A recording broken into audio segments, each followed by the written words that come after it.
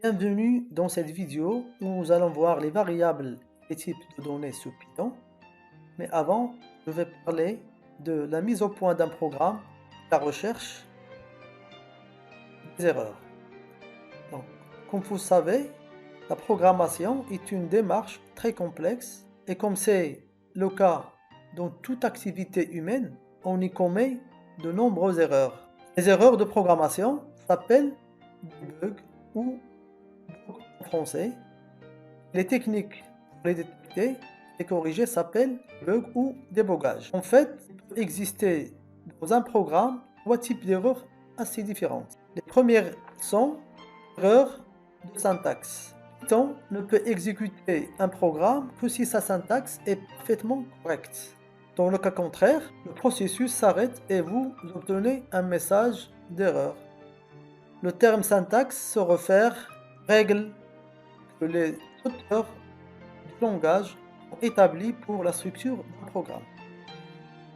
Il y a aussi les erreurs sémantiques ou bien les erreurs logiques. S'il existe une erreur de ce type dans un programme, celui-ci s'exécute parfaitement et vous n'obtenez aucun message d'erreur, mais le résultat n'est pas celui que vous attendiez. Vous obtenez autre chose. Le problème est que ce que vous lui avez dit de faire ne correspond pas à ce que vous vouliez qu'il fasse. La séquence d'instructions de votre programme ne correspond pas à l'objectif poursuivi et la sémantique ou bien la logique est incorrecte. Donc, rechercher des erreurs ou bien des fautes de logique peut être une tâche très difficile. C'est là où vous devez montrer votre pensée magique dans vos raisonnements. Il vous faudra analyser patiemment ce qui sort de la machine et tâcher de vous représenter une par une les opérations qu'elle a effectuées à la suite de chaque instruction. Il y a aussi les erreurs. L'erreur en cours d'exécution, runtime error, que votre programme fonctionne déjà, mais que des circonstances particulières se présentent. Par exemple, votre programme essaye de lire un fichier qui n'existe pas ou bien que vous avez effacé. Ces erreurs sont également appelées des exceptions parce qu'elles indiquent en général que quelque chose d'exceptionnel s'est produit. Vous rencontrerez ce type de problème, ou bien d'erreur, lorsque vous programmez des projets de plus en plus volumineux. Il existe des techniques particulières pour les gérer. Pour la recherche des erreurs, fur et à mesure vous commettez des erreurs, vous allez avoir une expérience de les détecter. L'une des compétences les plus importantes à acquérir est celle qui consiste à déboguer efficacement un programme.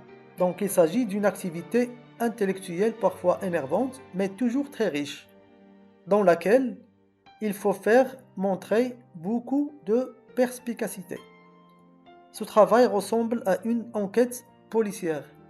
Vous examinez un ensemble de faits et vous devez émettre des hypothèses explicatives pour reconstituer les processus et les événements qui ont logiquement entraîné les résultats que vous constatez. On revient maintenant à notre objectif d'aujourd'hui. Ça veut dire étude des données des variables. Vous savez, l'essentiel du travail effectué par un programme d'ordinateur consiste à manipuler des données. Ces données peuvent être très diverses. En fait, tout ce qui est numérisable, mais dans la mémoire de l'ordinateur, elle se ramène toujours en définitive à une suite finie de nombres binaires. Donc pour pouvoir accéder aux données, le programme d'ordinateur, quel que soit le langage dans lequel il est écrit, fait usage d'un grand nombre de variables de différents types. Donc une variable apparaît dans un langage de programmation sous un nom de variable à peu près quelconque, mais pour l'ordinateur, il s'agit d'une référence désignant une adresse mémoire, c'est-à-dire un emplacement précis dans en mémoire vive. À cet emplacement est stockée une valeur bien déterminée. C'est la donnée proprement dite qui est donc stockée sous la forme d'une suite de nombres binaires, mais qui n'est pas nécessairement un nombre. Il peut être en fait n'importe quel objet qu'on peut placer dans la mémoire d'un ordinateur. Par exemple, un nombre entier, un nombre réel, un nombre complexe, un vecteur, une chaîne de caractères, un tableau, une fonction, etc. Pour distinguer les uns des autres ces divers contenus possibles, le langage de programmation fait usage de différents types de variables. Le type entier, le type réel, le type chaîne de caractères, le type liste, etc. Pour nommer une variable, il faut respecter les règles suivantes. Le nom d'une variable s'écrit avec les lettres non accentuées, des chiffres ou bien un underscore réduite. Et le nom d'une variable ne doit pas commencer par un chiffre. Donc, prenez l'habitude d'écrire l'essentiel des noms de variables en caractères minuscules, y compris la première lettre. Exemple, âge, mon âge, température 1. Il s'agit d'une simple convention, mais elle est largement respectée. N'utilisez les majuscules qu'à l'intérieur même du nom pour augmenter la lisibilité comme syntaxe. En plus de ces règles, il faut encore ajouter que vous ne pouvez pas utiliser comme nom de variable les 33 mots réservés ci-dessous. Ils sont utilisés par le langage lui-même. And, del, from, noun, through, as, if, etc. Donc ces mots réservés, vous ne pouvez pas les utiliser comme nom de variable. Et maintenant, nous allons voir l'affectation. C'est la première instruction qu'on va voir dans la console Python. J'ai oublié de vous dire que les trois symboles supérieurs représentent le prompt ou bien l'invite de commande de la console. Donc, le terme affecter une valeur à une variable, ça veut dire mettre cette valeur dans la case de cette variable, la case mémoire de cette variable. Il désigne aussi l'opération par laquelle on établit un lien entre le nom de la variable et sa valeur, ou bien son contenu. En Python, comme dans de nombreux autres langages, l'opération d'affectation est représentée par le signe égal. Donc je vais commencer par définir une variable et lui donner une valeur. Par exemple, la variable n égale 7, par exemple. Notre variable msg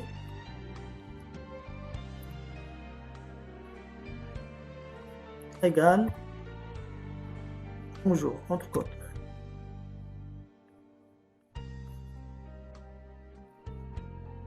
Je valide et par exemple, notre exemple pi égale 3, virgule. En Python, on utilise un point au lieu de virgule.